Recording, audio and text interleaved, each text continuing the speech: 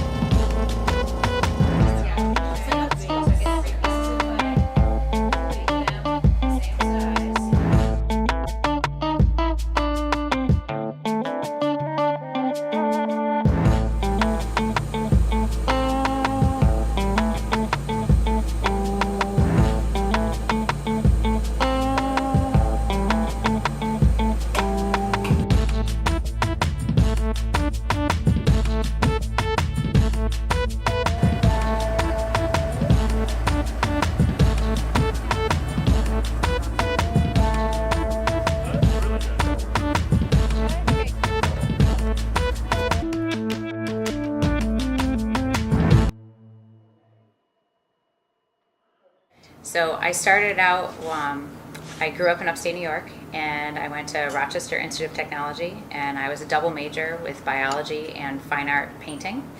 And I couldn't fit all of the studio time and all of the science labs that I needed to do, so I ended up graduating with pre-medical studies and my Bachelor of Fine Arts in painting, printmaking, and sculpture. And then I couldn't decide which direction I wanted to go. Did I want to go into anatomy and cell biology, or did I want to go into art education? So I spent one more year, got my master's in art education, and decided I would try that out first and go from there. While I was at RIT, RIT houses the National Technical Institute for the Deaf, and I was a note taker. So I constantly would take notes in different classes. And there was a pottery class, and I didn't know how to work with clay on a potter's wheel, so I signed up to be the note taker. And the teacher was Julia Galloway, who is an amazing professional potter, and she is renowned and juries all kinds of shows, but none of this did I know at that time. And I took notes, but I didn't really understand what I was writing down. So during the open studio times, I went in and learned from my own notes and figured out how to work on the wheel. Fast forward, after my master's, I got a job in Wellesley teaching at the middle school. I was the middle school 6th and 7th grade art and 8th grade black and white photography teacher for 5 years, and then I moved to the high school to take over the ceramics program. And so now here at the high school, I teach sculpture, beginning wheel throwing. I teach an altered book mixed media course called Art Journaling, and then I also teach Ceramics Intensive. Ceramics Intensive is my honors class that meets for the whole year, 5 times a cycle, just like every other major. And otherwise known as Varsity Ceramics. Otherwise known, in a very loving way, as Varsity Ceramics, yes. So, yeah, we do a lot of great stuff, and I really enjoy the community that we create in class. In this building, all of the art rooms are up on the 3rd floor, and I'm lucky enough to teach in the 2 rooms that do have skylights. So I have a lot of natural light. I often don't turn the lights on in here at all. I have a cement floor, so it helps more with the sanitation and the cleanup and the dust-free zone of my room. And we have a floor drain as well. So they really tried to work on ways to make it a healthy ceramic studio. Clay is very safe to work with when it's wet, but when it's dry, it just creates a lot of dust and it's bad for your lungs. So between myself, the students, and the custodians, we work hard to clean things up wet, and the custodians mop in here every night instead of sweeping. The wet, sloppy clay on the edge of your water bucket, where does it go? Beneath what number? 8. 8. Okay? These pink numbers you will refer to in a second. But it's labeled, right? Slop clay here. Don't put it in the garbage. I found 3 paper towels in my slop bucket this morning. I think one of the challenges that I like the most about my job is that I'm a coach full-time.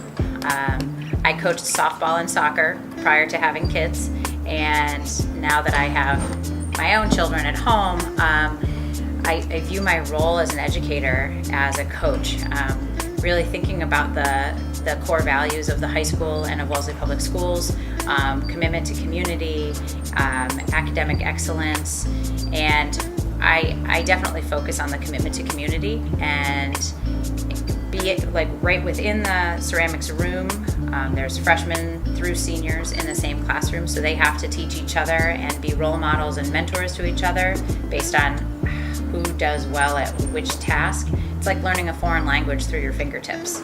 And I would say for me, what I really like is that nothing is perfect, ever.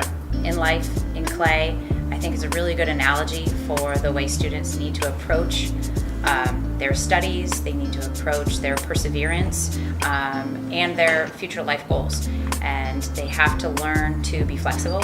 They have to learn to make decisions within the process and respond to the clay as it changes in front of them.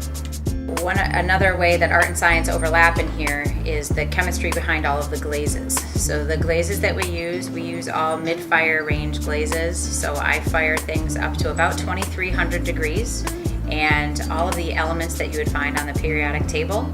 I only use things that are non-toxic and food safe, but crushed up in powder form, combined with other raw elements, diluted with water with a little bit of crushed glass in it. Under extreme heat is what gives our colors. So students that are very interested in science do a lot of research into the glaze chemistry. And if I have a problem with the glaze, I have to call the chemist that works full-time at one of the supply companies that I work with and buy all my supplies from. So this is Dynasty Red with Crystal Forest over the top. And the students, one of the assignments, their first assignment actually, when they make bowls for one of our other community events, which is empty bowls, they have to apply glaze in ways other than dipping. So they can drip it, they can pour it, they can sponge it on, they can paint it on, they can wax resist so that you have like some layering where it's blocked out in different areas. So this would be a good example.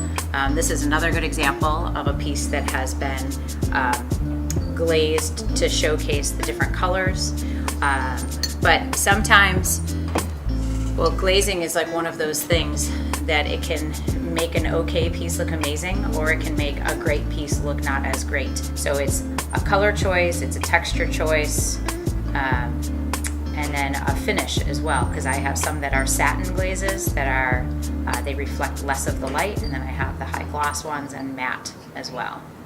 So I think one of the reasons that we call ourselves Varsity Ceramics, and our other nickname is Ceram Fam, and you can follow us on Instagram, Ceram Fam 345, they truly do create a family community, and they help each other. If somebody's not having a good day, they really find a way to find solace and be able to just be present in this room.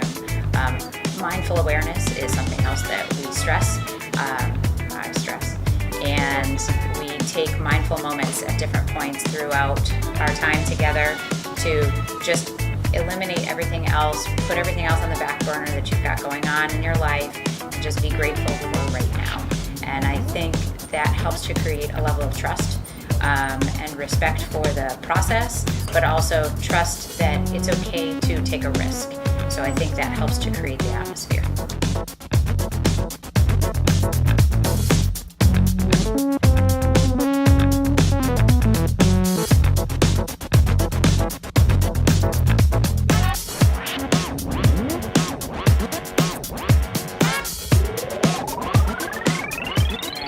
Varsity Ceramics, we take that commitment to community to the greater Wellesley community, and we have some different shows.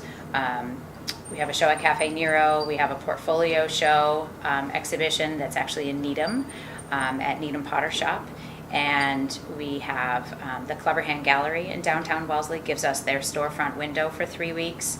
in conjunction with the same time as our library show at the public library. And then we have our second annual Empty Bowls that's happening this year, which is a charity event. It's not something I created. It's a national grassroots organization of professional potters that are working to end hunger through clay. We made a bunch of different types of bowls. We kind of just had free reign over what we were going to do.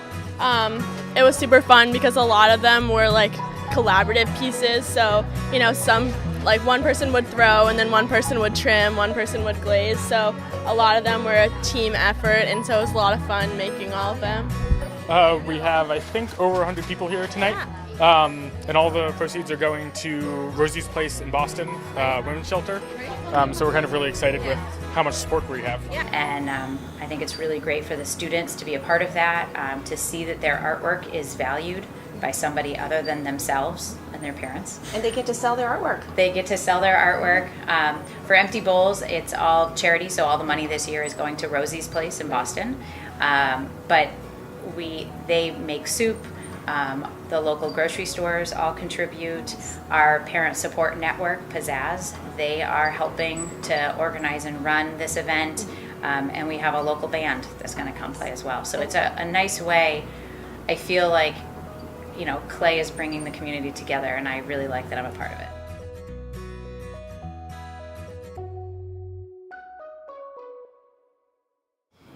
Really thinking about 21st century skills, being a critical thinker, a problem solver, learning to work and collaborate as a team, using the global marketplace. I think all of those things are relevant in the ceramics room, in any art room, but having that perspective where you can take a step away and look at something from outside the box, outside of your own narrow perspective, you get a greater view, be able to see your strengths and your weaknesses. I think that's a really hard trait. In high school, from what I see, students really focus on their flaws. And I think in here we celebrate those flaws, we celebrate their successes, and the successes come through those happy accidents. So for example, I have this ceramic bust over here that it broke apart in the kiln. Yeah, it broke apart in the kiln, and I think that makes it even more interesting. It's a little heavy. So that makes it even more interesting because you can talk about the analogies of breaking through your own person. Everybody has three sides of their person: the side they show to everyone, the side they show to just their close friends and family, and then the side they only keep to themselves. So is this an analogy for that? Is this something that just happened in the kiln, or can you find a deeper meaning? And I think that's one of the things that I would consider a strength of this room, and something that I value personally, being able to see the silver lining. So, if something doesn't go the way you expect, it's good to have a plan, good to have a goal, but how do you change course and continue without quitting?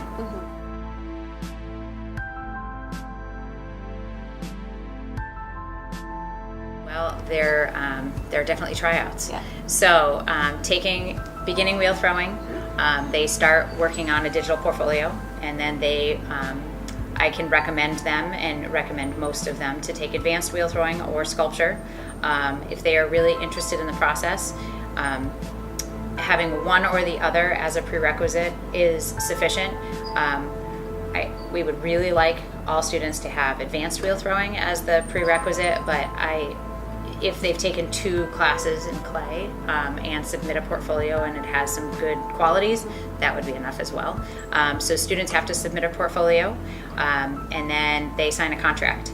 And that contract happens the spring prior to putting in the recommendations for Ceramics Intensive, and it tells them all about the extracurricular shows that we have, the events that we have, and they sign saying that they acknowledge that there will be commitments outside of class. And they have their night game, their game under the lights. Right. I invite them to come and throw during back to school night. So that's another fun opportunity, and that's our night game. And then, as all varsity sports, we do have our interscholastic competition with Newton South. So Newton South for the last 4 years has come here. We've had a home game. This is going to be our first year with an away game. I see. So we're going to Newton South the beginning of March. We'll be going there for a field trip for It'll be a a throw-off. throwdown. Yes.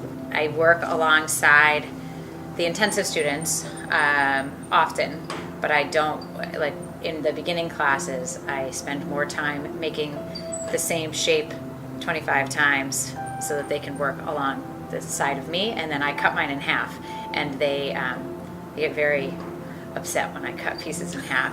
That's actually one of the things that I do for all of the beginning students. Yeah. Big spoiler alert for anybody who's going to take it. The first vessel that they make, that we all make together, they make a straight-walled cylinder, and once they create it, they cut it in half, and they are devastated. And I think part of that is to show them that I don't want them to value that mud as precious. It's they can make it again, and they can make it better, and they can make it without as much of my hands input. So that's a good. It's good for them to go through.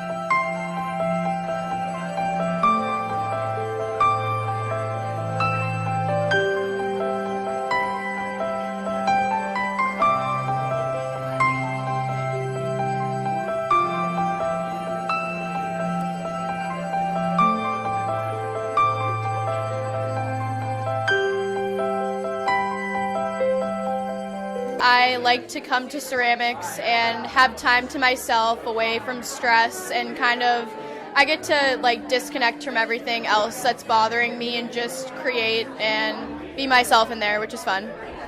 For me, it's definitely having a creative outlet and a way to express myself in a different way. In ceramics, you really have to push the boundaries and learn to think creatively, if you want to make really interesting pieces. I agree. I think it helps to learn your personal style and be able to apply that to different aspects of your life. Like, I'm interested in starting my own business, making jewelry or possibly selling ceramic art, which would be cool to have my own defined style and design. So I'm definitely interested in doing some kind of business career with art. The college I'm going to offers a course in art entrepreneurship, which I think would be an interesting major, so maybe. Yeah, that seems interesting. Going on in the future, I definitely see myself doing some ceramics just because I really enjoy it, and I can't imagine stopping it. We came during school, during our ceramics classes, to set up the show, and we kind of struggled at first to figure out which pieces should go where and like how we should categorize them. But then we eventually figured it out that like color looks best, and then there were some like specialty areas, I guess. And through a lot of teamwork, we were able to put together a really good show, I think. So this is our ceramics intensive portfolio show, and the students, this is their culmination of everything for the year, and it counts as their final exam. So the students have to pick their 8 top pieces to display, and they also had to bring their first piece that they've ever made or that they can remember keeping, and they're showing their growth from their very first piece to where they've gone to, like throughout their career with clay. It's really nice for them to come together, and 14 individuals trying to put together a group show can be a bit challenging. There's a lot of different styles, so it's a good opportunity for them to find a way to collaborate with their peers and to work with other artists and to put together a show that's not cluttered but is beautiful and is welcoming. So it's fun. Well, we always really like to spruce up all of our shows with plants and greenery, but I've kind of started to make a habit of taking all of the old pieces that I don't really like and putting plants in them. A few of my friends and I, we've started this movement that we like to call the Put a Plant in It movement, and where we just put plants in pieces that we don't like or that maybe have cracks in the bottom, so that we can put use to the ceramics that we've made and don't really add to landfills as much. All right, so this year I did a lot of experimentation. I thought I'd try out a lot of new techniques that I haven't tried before. Like, for example, this piece right here, I took a class over the summer, a figure drawing class over at Mass Art, and I thought I'd try it out on one of my pieces to see how it would turn out. We have some other figures here. I was also working with new forms of handles, so I was working a little bit with this piece right here, adding some braids to it to see if I could add a little bit more intricacy and excitement to it. Yeah, this is falling. I also worked a lot more with collaboration and with section throwing, like with this piece right here. I did some work too to section throw the pieces together. They've done a great job, and if you didn't get a chance to take a look at all of their artist statements and all the people that we have to thank for this show, please do so before you walk out. This is the 5th year that we've been able to have this portfolio show in this space, and I have Steve Bramfman and all of the Gorse Mill Gallery artists that are in this building to thank for that. This is the oldest working mill building in Needham, and it is individually deeded condominiums. So all of the artists own their own space here, and they have been gracious enough to give us this space for a couple of weeks every springtime. So it's been really nice to have the kids come together. They have to set up this show, and that's always a very unique experience because there's 14 different personalities, 14 conversations that happen with clay, and then they have to try to make one unified show. So it's been a great journey and a great gift for me to be able to work with all of them. And our art director, Tom Carter, has always been very supportive of everything that we do. And thanks to all of you. So thanks for giving me the opportunity to work with all of your students. I view myself more as a coach than anything else. So if you look at all the pins that they're wearing, they are lovingly known as varsity ceramics. So all varsity athletes need a varsity pin. So thanks for being here, and enjoy the show. Thank you. Great. Yeah, well, we call ourselves the Ceramic Band because we all just kind of are all really good friends, and we feel like a family. We're in there a lot, 5 times a week, so we all get really close, and it's really great because we can sometimes do collaborative pieces and help each other out with glazes and stuff. So yeah, and we always all critique each other, give each other advice, share our opinions just to better each other's work, and it's a really collaborative environment, so we all work really well together, which is really good, and we all help each other improve our own work. I think you learn that we always make mistakes, and with ceramics it's really easy to just flop a piece, but then you realize you can make really cool things out of the mistakes that you make. So I don't know, I guess in the future just learning from mistakes and working with your mistakes to make something good out of it. Yeah. I've learned so much about myself and my creative process, and I also got the opportunity to work with the most creative, interesting, motivating, and just amazing group of kids I've ever had the pleasure to work with. I would say the biggest challenge is for them to find their own voice. My goal is not to do the work for them. I can help them, I can encourage them, but I try to put my hands on their work minimally. The idea is for them to be able to communicate with their fingertips, and it's a foreign language, and for them to understand how to communicate with the clay, it takes practice. And the hardest thing I would say is making the time to practice. So when I first started teaching at the high school, the classes were at about 6 students per class, and not nearly as many classes were offered. I now have, this semester alone, I have 6 beginning wheel throwing classes, 1 sculpture class, and then my honors intensive class. And then there's another teacher that teaches advanced wheel throwing in here, and we have 2 sections of that. So throughout the course of the year, it's very close to 200 students that we participate, that they come and work in here. So it's definitely a big community, and I would say that's one of what I value about this program, its growth. and it still feels like a very small family at the same time.